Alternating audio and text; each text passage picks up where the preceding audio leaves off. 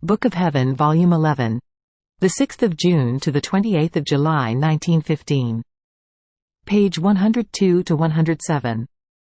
June 6, 1915. In the divine will, the soul must not think about herself, but only about God and her neighbor. As I was in my usual state, my always adorable Jesus, while remaining hidden, wants me all intent on him, to plead continuously for my brothers.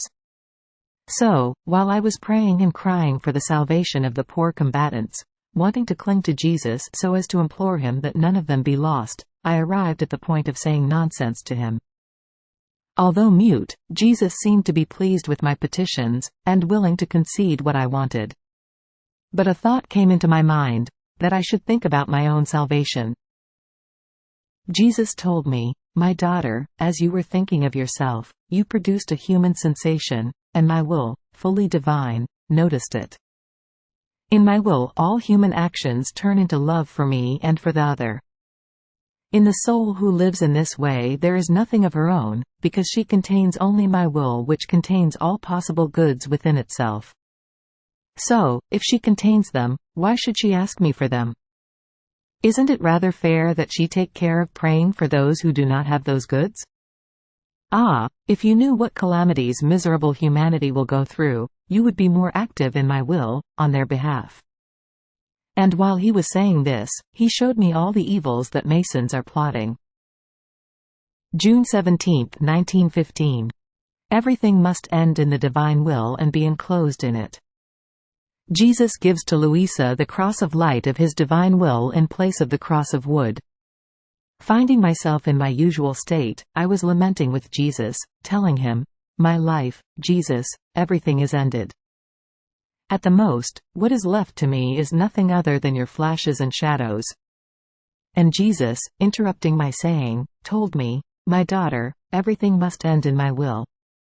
Once the soul has done this, she has done everything. If she had done much without enclosing it in my will, one can say that she has done nothing. I take into account all that ends in my will, since my own life is in it, as if bound. So, it is just that I take into account even the most tiny things, even trifles, as my own things, because I feel that each tiny act a creature does united with my will, she takes from me first, and then she performs it. Therefore, all my sanctity, my power, my wisdom, my love and all that I am are included in her tiniest act. In that act done with my will, I feel the repetition of my life, my works, my word, my thought and so on. So, if your things ended up in my will, what else would you want? All things have only one final point.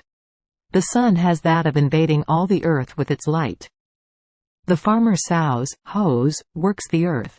He suffers from cold and heat. However, that is not his final point, which is, rather, to reap the fruits and make of them his own food.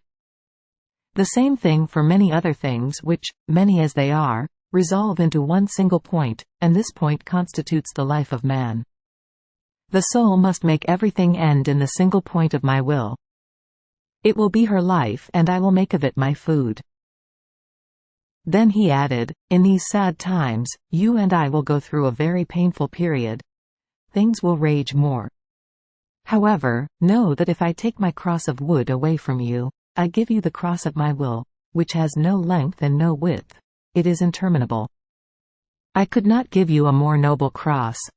It is not made of wood, but of light, and in this light, which burns more than any fire, we will suffer together in every creature, in their agonies and in their tortures. We will try to be the life of all." July 9, 1915. One who really does the divine will is in the same condition as the humanity of Jesus, before God and creatures. Finding myself in my usual state, I was feeling very bad, and my always adorable Jesus, moved to compassion for my poor state, came for a little while. Kissing me, he told me, "Poor daughter, do not fear. I do not leave you, nor can I leave you. It is my magnet that works powerfully on me, attracting me toward you with such violence that I cannot resist. It takes too much to be free of one who does my will. I should get rid of myself, which is not possible." Then he added, "Daughter, One who really does my will is put in the same condition as my humanity. I was man and God. As God, I contained within me all the happiness, beatitudes, beauty, and all the goods that I possess. On one hand, my humanity participated in the joy of my divinity, therefore my soul was blissful, happy, and its beatific vision never escaped it. On the other hand, my humanity had loaded upon itself the satisfaction on the part of creatures before divine justice.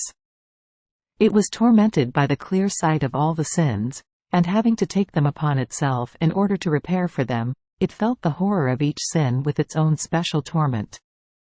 Therefore, I felt joy and pain at the same time, love on the part of my divinity, cold on the part of creatures, sanctity on one side, and sin on the other. Nothing the creature did could escape me, no matter how tiny. Now, my humanity is no longer capable of suffering. Therefore, I live in one who does my will, she serves as my humanity. So, on one hand the soul feels love, peace, firmness in good, fortitude and so on. On the other hand, coldness, bother, tiredness, etc. If the soul remains completely in my will and takes these things, not as her own things, but as the things that I suffer, she will not lose heart.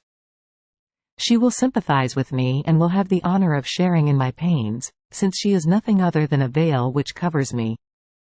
She will feel nothing but the annoyance of pricks and coldness, while they will come thickly into me, into my heart. July 25, 1915. Jesus feels unfortunate in the misfortunes of creatures, and even more in love. He wants with him souls who may comfort him. Continuing in my usual state, I was lamenting with Jesus because of his usual privations, and he, always kind, sympathized with me, telling me, "My daughter, be brave. Be faithful to me in these times of tragedies, of horrendous carnage, and of intense bitterness for my heart." Almost sobbing, he added, "My daughter, in these times I feel like a poor unfortunate. I feel unfortunate together with the one who is wounded on the battlefield. Unfortunate for the one who dies in his own blood, abandoned by everybody. Unfortunate with the poor who feels the weight of his hunger. I feel the misfortune of many mothers, whose hearts bleed for their sons in battle. Ah, all misfortunes weigh upon my heart, and I remain transfixed. And in the face of all these miseries, I see the divine justice which wants to put more divine fury on the field against creatures, unfortunately rebellious and ungrateful. Further, who can tell you how unfortunate I am in love? Ah, creatures don't love me, and my great love is repaid with repeated offenses. My daughter, in the midst of so many misfortunes, instead of consoling others, I want to be comforted.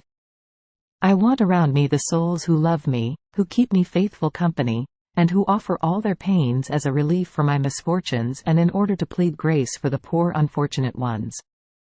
Depending on whether the souls are faithful to me in these times of scourges and misfortunes, when divine justice will be appeased, it will reward the souls who remained faithful to me and who took part in my misfortunes. July 28, 1915. One who does the divine will is so much identified with Jesus that their hearts become one. So they share the merit of saving souls.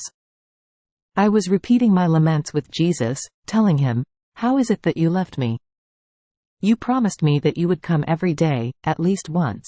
And today the morning is gone, the evening is ending, and you are still not coming? Jesus, what a torment your privation is, what a continuous death. Yet, I am all abandoned to your will. Even more, I offer you this privation of you, as you teach me, in order to give salvation to as many souls for as many instants as I am deprived of you. I place the pains which I suffer when I am without you like a crown around your heart in order to prevent the offenses of the creatures from entering into it, and to prevent you from condemning any soul to hell. But with all this, O my Jesus, I still feel my nature being shocked and, incessantly, I call you, I search for you, I long for you." At this very moment, my adorable Jesus reached his arms around my neck and squeezing me, told me, "My daughter, tell me, what do you desire? What do you want to do? What do you love?" And I desire you, and that all souls be saved. I want to do your will, and I love only you. And he, so you desire what I want. With this, you really hold me in your power, and I hold you. You cannot detach yourself from me, nor can I from you. Then, how can you say that I have left you? Then he added in a tender tone, My daughter, one who does my will is so identified with me, that her heart and mine form one single heart. And since all souls who are saved through this heart, and as its heartbeat is formed, they take off toward salvation coming out from the mouth of this heart, I will give to the soul the merit of these saved souls, since she wanted together with me the salvation of those souls, and since I used her as the very life of my own heart.